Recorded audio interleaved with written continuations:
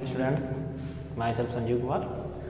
पिछले वीडियो में हमने बात कर लिया था स्क्वायर और स्क्वायर रूट के बेसिक कॉन्सेप्ट के बारे में। आज उसी से रिलेटेड हम थोड़े से बड़े क्वेश्चन लगाएंगे जो उसी बेस पर है।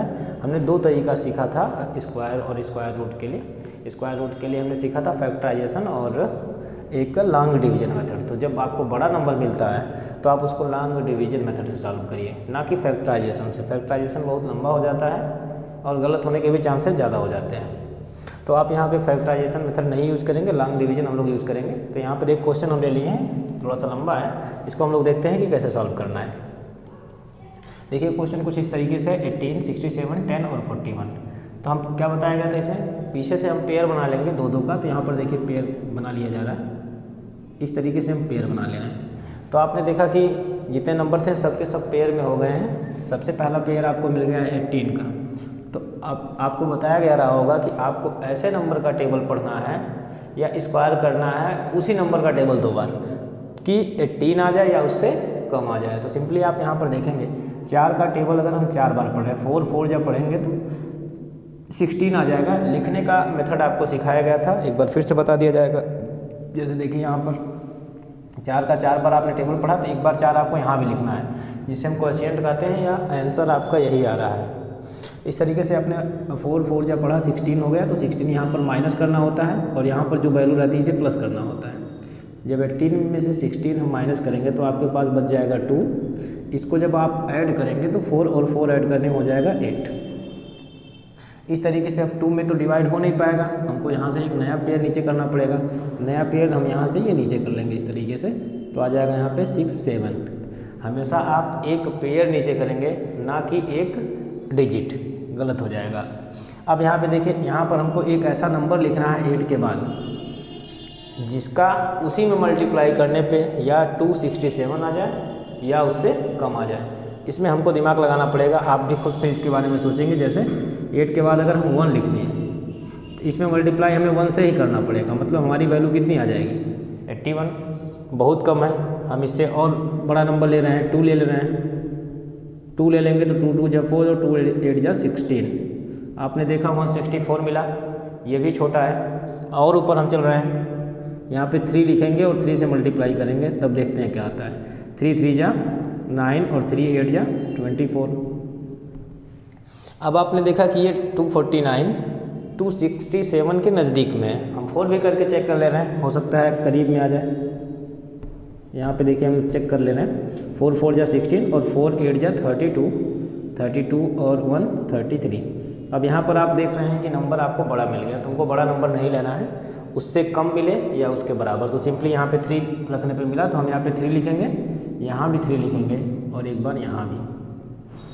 इस तरीके से जब आप यहाँ पे मल्टीप्लाई करेंगे तो आपके पास मिल जाएगा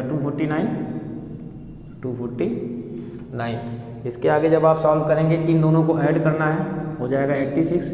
यहाँ से आपको माइनस करना है, तो माइनस जब आप करेंगे तो 17 में से 9 जाएगा 8 आ जाएगा, और यहाँ बचा 5 में से 4 जाएगा 1। यहाँ पे ये कैंसिल आउट हो जाएगा, बचेगा बस 18। अब और आगे देखिए, अगला पेयर हम यहाँ से नीचे करेंगे।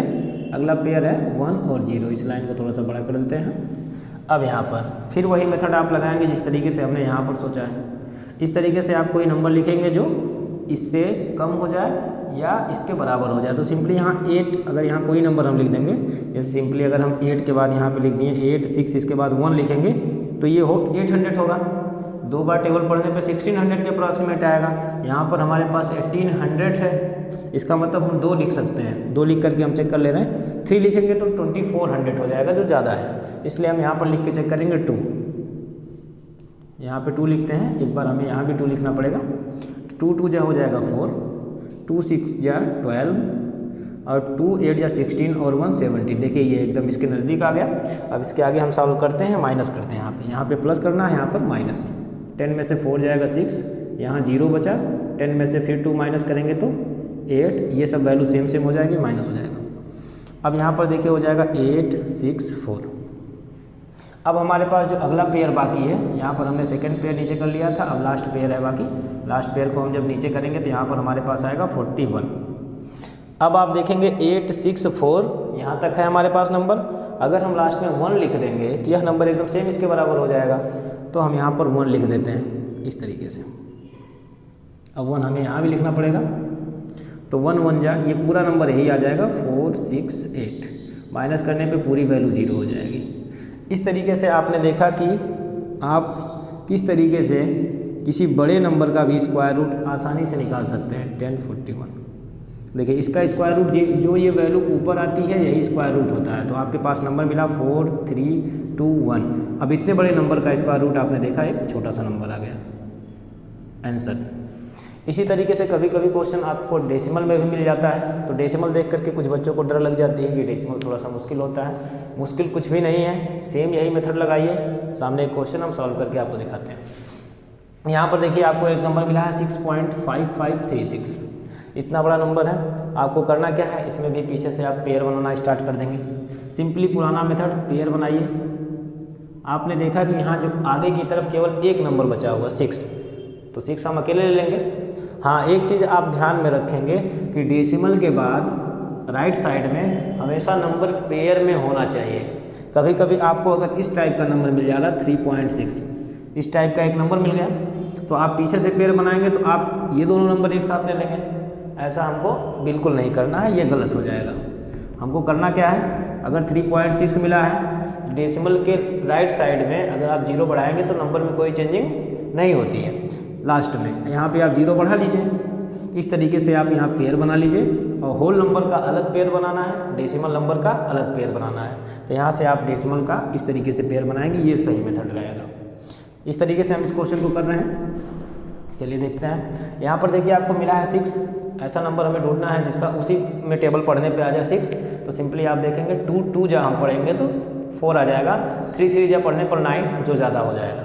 इस तरीके से हम बनाएंगे 2 2 जा, यहाँ पे मिल जाएगा 4। यहाँ पर हमको प्लस करना है, यहाँ पर माइनस करना है। 2 2 ऐड करेंगे 4 हो जाएगा, यहाँ पर माइनस करेंगे तो आ जाएगा 2। अब यहाँ पर आप ध्यान देंगे कि हम डेसिमल के बाद वाले नंबर को नीचे ला रहे हैं। तो आप जब डेसिमल के बाद वाले नंबर को नीचे लाएंगे तो यहाँ पर आप तुरंत डेसिमल लगा लेंगे। इस तरीके से आप करेंगे। इसके बाद जब आप यहाँ पे 5 5 नीचे कर लेंगे, अब आपके सामने फिर एक नया चैलेंज रहेगा कि यहाँ पे कौन सा नंबर हम लिखें। तो सिंपली आपको करना क्या है, आप जैसे यहाँ पर एक क्वेश्चन में हमने ट्राई किया था, इसी तरीके से आप कुछ नंबर को लेकर के ट्राई करेंगे, देखते हैं कौन सा नंबर आता है। तो चलिए मैं भी चेक करता हूँ। जैसे यहाँ पे 4 के बाद 3 लिख करके चेक कर लेते हैं, क्या 3 आ रहा है। तो आप टेबल पढ़ेंगे 3 3 जा 9 और 3 4 जा 12, 121 हो रहा है जो कम हो रहा है। इस तरीके से हम 4 या 5 पढ़ के चेक कर ले रहे हैं 5 बार में। जब 5 आप करेंगे तो 5 5 जा 25, 5 4 जा 20 और 20 और 2 मिलके 22। ये देखिए इस तरीके से 5 जा में 2 2 5 आ जा रहा है। अगर हम 6 जा पढ़ेंगे तो ये 6 4 जा 24 हो जाएगा, और यहाँ पे ज़्यादा मिल जाएगा आपको 6 जा पढ़ने पे, तो हम 5 बार ही ले जाएंगे। एक बार यहाँ भी हमको लिखना है, सॉल्व करिए। 5 5 जा 25 कितना है, 2 2 5 आया। अब आप यहाँ से कर लीजिए माइनस। जब आप माइनस करेंगे तो यहाँ पे आ जाएगा 0 और यहाँ पे 3। 2 में से 2 माइनस करने पे 0 आएगा। यहाँ पर हमें क्या करना रहता है, ऐड करना रहता है। तो ऐड हमने कर लिया, यहाँ पे हो गया 50। अब देखिए, अब ये 50 ज़्यादा है 30 से, तो हम क्या करेंगे, अगले पेयर को नीचे लाएंगे। अगला पेयर नीचे लाएंगे तो यहाँ पर देखेंगे हमारे पास नंबर हो जाएगा 3 और 6। इस तरीके से आप देखेंगे। अब हमें फिर वही काम करना है, टेबल पढ़ना है कोई नंबर लिख करके। तो आप यहाँ पर देख रहे हैं लास्ट में 6 है, तो किस नंबर का हम टेबल पढ़ेंगे लास्ट में 6 आ जाए। स्पेशली आप 4 का पढ़ेंगे तब आ सकता है, 4 4 जा 16। लास्ट में अगर 4 लिख दें तो 4 4 जा 16 मिल जाएगा। अगर हम 6 का पढ़े तो 6 6 जा 36 मिल सकता है। तो चलिए हम 4 और 6 में रख के चेक कर लेते हैं कौन सा नंबर इसके लिए पूरा डिविजिबल हो जा रहा है। अगर हम 4 लिख रहे हैं, 4 4 जा 16, 4 0 जा 0 और 1 हो जाएगा, 4 5 जा 20। आपने देखा यहाँ पर आपको 2016 मिल गया। काफ़ी छोटा नंबर है, यहाँ पर 3000 है, यहाँ पे 2000 आ रहा है। इसी तरीके से हम चेक कर ले रहे हैं 6 लिख करके। जब 6 लिख करके चेक करेंगे तो देखेंगे क्या आता है, 6 6 जा 36, क्योंकि 0 है तो यहाँ कैरी लिखा जाएगा, और 6 5 जा 30। 6 लिखने पर आपने देखा कि 3036 आ जा रहा है, जो होल नंबर है मेरे लिए। तो यहाँ पर हम 6 लिखेंगे, यहाँ पर और यहाँ पर भी। इस तरीके से देखेंगे कि आप ये पूरा का पूरा नंबर माइनस करने पे पूरा कट जाएगा, कुछ बचेगा नहीं। इस तरीके से आपको अंडर रूट में 6.5536 की वैल्यू मिल जाएगी 2.56। इसी तरीके से हम कुछ और क्वेश्चन देखते हैं जिसमें एक ही नंबर रहेगा, उसका हम स्क्वायर रूट कैसे फाइंड करते हैं। इसके आगे हम देखते हैं कुछ नंबर ऐसे डायरेक्टली पूछ लिए जाते हैं क्वेश्चन में, find the square root of √3, √5, √10 ऐसे करके क्वेश्चन। तो 2 क्वेश्चन हम इस टाइप का भी समझते हैं। अब देखिए सिंपली जैसे एक क्वेश्चन आपको मिल गया है रूट का 3, इसका निकालना है आपको स्क्वायर रूट। सिंपली आप क्या कर लेंगे, 3 लिख लेंगे। बताया गया था अब जब आप 3 की वैल्यू निकालेंगे, 3 एग्जैक्ट नंबर तो है नहीं, आप नहीं निकाल पाएंगे 3 की वैल्यू, तो आप क्या करेंगे, इसकी वैल्यू आएगी डेसिमल में। तो डेसिमल में तो हम क्या कर देंगे, डेसिमल लगा के पेयर करके 0 बढ़ाएंगे। कभी भी आप सिंगल 0 नहीं बढ़ाएंगे, जब भी आप बढ़ाएंगे तो पेयर में। बताया गया है कि डेसिमल के बाद पेयर में रहना है। यहाँ पे देखिए 0 0 फिर 0 0 फिर ऐसे करके हमने 3 पेयर बढ़ा लिया है। इस तरीके से हमारे पास नंबर हो गया 3.00 फिर 0 0 फिर 0 0। अब इसका हम निकालेंगे स्क्वायर रूट पुराने मेथड से ही, एकदम जैसे पिछला क्वेश्चन करते हुए आए हैं। 1 1 जा, क्योंकि 2 2 जा पढ़ेंगे तो ज़्यादा हो जाएगा, तो 1 1 जा 1 इस तरीके से पढ़े हैं। यहाँ देखिए माइनस करने पे 2 आ गया है, 1 1 जोड़ने पे 2 आया है। अब यहाँ पे जब एक पेयर हम नीचे कर लिए, हमारे पास 200 यहाँ पे हो गया है, तो हमें करना क्या था, कोई ऐसा नंबर लेना था जो इसके नज़दीक पहुँचे या उसके बराबर हो जाए। हमने 7 ले लिया, 8 लेंगे तो ज़्यादा हो जाएगा, तो 7 7 जा हमने कर लिया, तो यहाँ पर 189 आ गया। एक बार 7 यहाँ भी लिखेंगे। आपको लिखना कितने जगह पर होता है, 3 जगह पर, जो भी नंबर आप लेते हैं, एक बार ऊपर, फिर एक बार नीचे, फिर एक बार यहाँ सबसे ऊपर, यहाँ पर आपका आंसर आता है। इस तरीके से माइनस करने पे 11 आ गया। फिर अगला पेयर हमने नीचे कर लिया, यहाँ पर देखिए, तो फिर हमारे पास यहाँ जोड़ने पे 34 आया है। अब ये 7 और 7 जोड़े तो 34 हो गया है यहाँ पे। अब यहाँ पर फिर कोई मुझे नंबर लिखना है, तो इस तरीके से हमने एक नंबर ले लिया 3।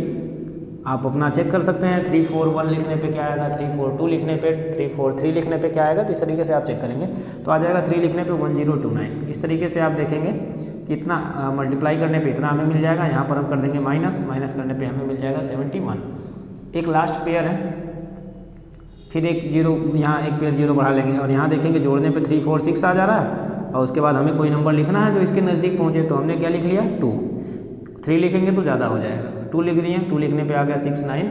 यहाँ पर इसका मल्टीप्लाई करके यहाँ पर लिखते हैं। हमेशा याद रखिएगा, ये जो नंबर होता है इसमें हम जो यहाँ नंबर लिखे हैं इसका मल्टीप्लाई करते हैं। प्लस का निशान हम अगले स्टेप के लिए लगाते हैं, इस स्टेप के लिए नहीं।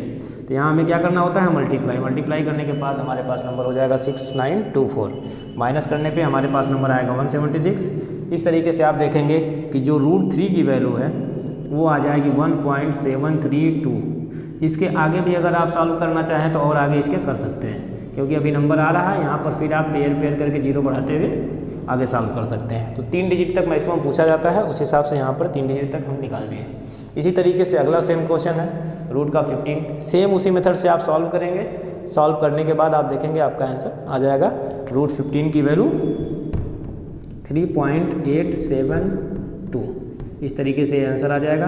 कुछ इसी टाइप के और क्वेश्चन थोड़ा सा देख लेते हैं जो स्क्वायर वाले होते हैं। ये अभी तक हमने देखा कि स्क्वायर कैसे निकालते हैं किसी नंबर का। अब देख लेते हैं कि स्क्वायर कैसे निकालते हैं। स्क्वायर रूट तो देख चुके हैं, उसमें थोड़ा सा हम बस फैक्टर के बारे में बताएंगे, उसके बाद चीज़ें यहाँ से ख़त्म कर दी जाएंगी। जैसे देखिए कोई एक नंबर आपको मिल जाता है कभी कभी कि 3 का स्क्वायर, तो ये सिंपली होता है 3 का स्क्वायर, तो आप 3 × 3 कर लेते हैं और 3 3 जा 9 आ जाता है। लेकिन इसी में अगर थोड़ी सी हम चेंजिंग कर दें और कह दें कि 0.3 का स्क्वायर करिए, तब आप क्या करेंगे, तब आप सेम मेथड से मल्टीप्लाई कर लेंगे। इसको समझने के लिए एक आसान मेथड बताया जा रहा है। अब आप देखेंगे यहाँ पर 1 डिजिट पर यहाँ डेसिमल, 1 डिजिट पर यहाँ, तो मिला के 2 डिजिट हो गया। आपके पास आया है एक ही डिजिट, तो आप 2 डिजिट बनाएंगे तो यहाँ एक 0 लगा लेंगे, तब डेसिमल लगाएंगे, मतलब 0.09 आ जाएगा। इस तरीके से कोई बड़ा नंबर हम सोच लेते हैं, जैसे 0.001 का स्क्वायर।